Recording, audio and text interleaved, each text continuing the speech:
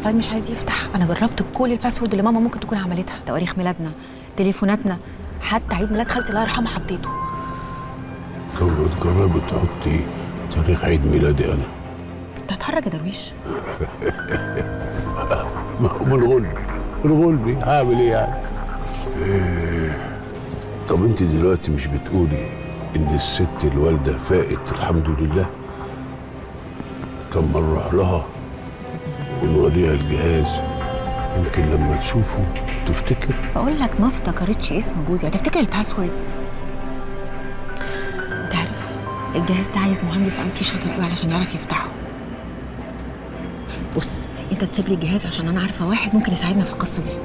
لا معلش سوري، لا. هو ايه اللي لا سوري، هو انت تقفلها وبعدين تسيبني؟ طب انت عندك حد تعرفه يعرف يحلها لنا؟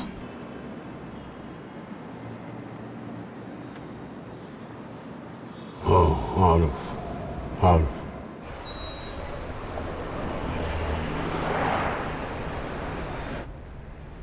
الدور الاخراني الشقه اللي على اليمين، خلص بسرعه ما تسيبش اي اثر.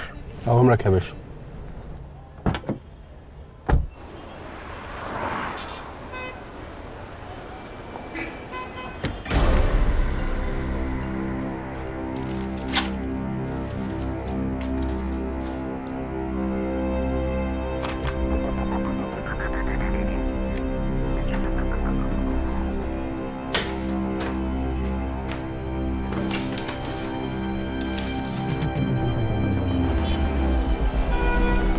حماده ما تيجي يا فوش بالليل ان شاء الله. صباحك يا فوش. صباح الفل يا فوش.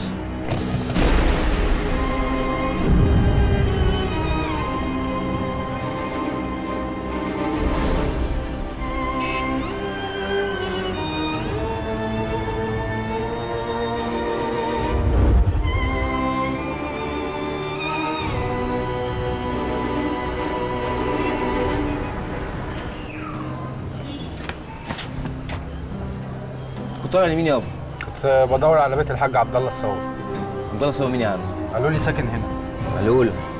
لا مفيش حد ساكن هنا بالاسم ده، اطلع اسال قدام. تشكر يا محترم.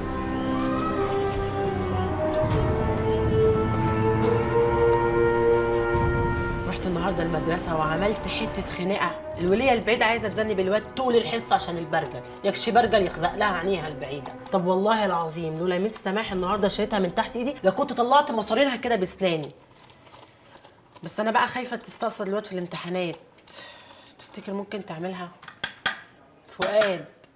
فؤاد سرحان في ايه من ساعه ما جيت؟ انا شفت زهير الملاح. هو انت نمت وانت قاعد وانا مش واخده بالي ولا ايه يا فؤاد؟ نمت يا مروه؟ انا شفته بجد. شفته فين؟ وانا داخل الشارع ما اتغيرش كتير، قاعد في عربيه كبيره كده، شكله كده جامد قوي من زي اللي احنا بنشوفهم في التلفزيون دول. ما يا اخويا مني اللي اسمه فاضل ده يحكي لك عنه امبارح فتقوم تشوفه النهارده؟ انتوا مرتبينها مع بعض ولا ايه؟ بالعكس بقى، انا لما شفته النهارده اتاكدت ان عم فضل كان كلامه صح. طب اقلها لي عشان اصدقك يا فاضل. اقول لك انا دلوقتي عم فضل لما هرب من السجن من 20 سنه كل الناس اللي افتكرته ميت، واول الناس دول كان مين؟ كان زهير. دلوقتي لما حصلت حادثه الوزيره عرف ان هو عايش، فعشان كده جاي يحوم حوالين المكان. يعني انت عايز تقول لي ان اللي اسمه زهير ده بقى هيقعد مستني 20 سنه لحد ما فاضل يظهر ويبان؟ معرفش بقى، ما هو لو ما كانش كده يعني ايه اللي هيخلي باشا جامد قوي كده بعربيته 7 متر يقف على ناصيه حارتنا؟ بقول لك ايه، انا خدت نمره عربيته. هتعمل بيها ايه؟ هديها لعم مجيد جوز اختك، خليه يجيب لنا قرار. ولا لما عم مجيد يسال بقى هتقول له ايه بقى؟ هقول له اي حاجه، هقول له ان احنا واحنا خارجين من الشغل خبطت واحد صاحبنا وجري. براحتك يا فؤاد، انا اللي انت عايز تعمله. فهمتي هتعملي ايه؟ فهمت. لما نشوف بقى عين العفريت دي هتوصلنا لفين. استنى يا درويش. استنى ايه؟ هتعملي ايه؟ هصلي وادعي لربنا، اكيد هو شايفنا وعالم بالضيقه اللي احنا فيها. ما تحطيش دقتك على دقتي. انا ربنا سامعني من زمان، بس الظاهر انه مش ناوي يسامحني. ليه بتقول كده يا درويش؟ ده ربنا حنين قوي وفرجه بيجي على الكل. الا انا كل مادة بتضيق عليا. كنت فاكر زمان انه بيخلص مني زمان في دنيتي يعني، ما تصورتش ان ذنبي هيبقى كبير قوي بالشكل ده. غلطت انا عارف اني غلطت. اجرمت اجرمت. كنت فرحان بشبابي وفتحت صدري للغلط. كنت عاوز اجيب قرش بايدي.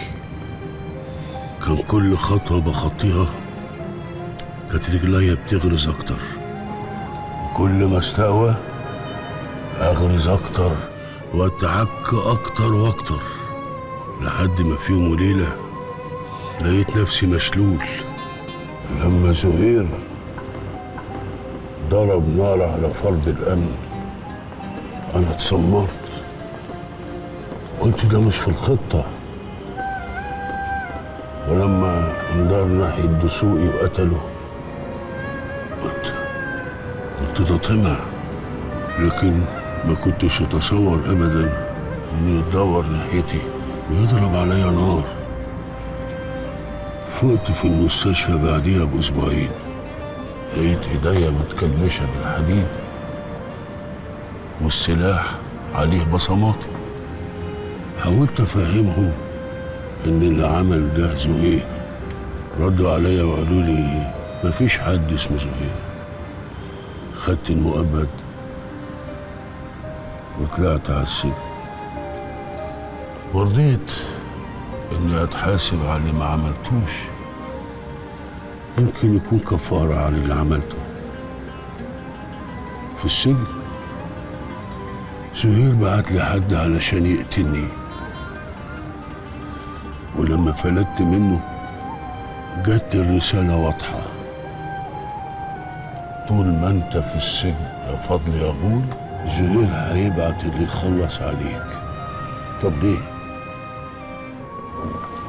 ما هو خد كل حاجة واتبخر، وانا اللي لبست القضية لوحدي. عايز يقتلني ليه؟ عايز يقتلني ليه؟ ده السؤال اللي مش لاقي له إجابة لغاية دلوقتي. امال درويش ده مين؟ معرفوش ولا عمري شفته، بس موته في السجن بقى كان نجدتي. جات لي فكرة بنت شياطين أبدل ورقي بورقه. بقى اللي مات في السجن هو فضل الغول، واللي هربان درويش. واللي ادى الفكرة بقى دي طولة العمر إن المأمور ما كشفهاش عشان خاف إنه يتحاسب عليها. ودرويش اللي مات ده يعني ملوش أهل يسألوا عليه؟ لا ليه أهل، بس فاكرين إنه هربان. وأنت إزاي كنت قادر تعيش باسم واحد ميت وأهله فاكرين إنه عايش؟ إزاي؟ مين قالك إني كنت عايش؟ أنا عشت 20 سنة زي الوطاويط، الضلمة عيشي والنور عدوي. الحاجة الوحيدة بس اللي هداني ليها ضميري إني أسأل عن أهل الميت اللي هداني اسمه. وجالك قلب؟